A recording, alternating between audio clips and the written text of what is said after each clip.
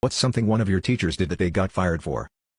One of my high school chemistry teachers only lasted 1 year at the first school in which he taught. He didn't exactly share this with everyone when he came to my school the next year, but I worked as a teacher's aide in the chemistry department my senior year and we got to be decent friends. One afternoon, after doing some classroom demonstrations on the reactivity of cesium, an extremely flammable and reactive substance, he began wondering how cool it would be to react a large chunk of cesium in a 5-gallon bucket of water. How big of a bang, splash or fireball would it make? So he cleared all the desks to the edges of the room and placed a 5-gallon bucket in the center. He then cut a large piece of cesium and wiped off the excess oil intended to prevent it from unexpectedly reacting while in storage. He placed the metal on a spatula and flicked it into the bucket. It sputtered, popped and danced around the surface of the water for a few moments, then suddenly exploded and blew a large hole out the side of the bucket, spilling about 4 gallons of water all over the floor. Okay, cool, no real harm done. He just needed to mop up the water and chunks of bucket. But shortly after he started mopping, his mop burst into flames, so he put it out and tried again, but it burst into flames once again. So he switched to paper towels and recruited another chemistry teacher to assist.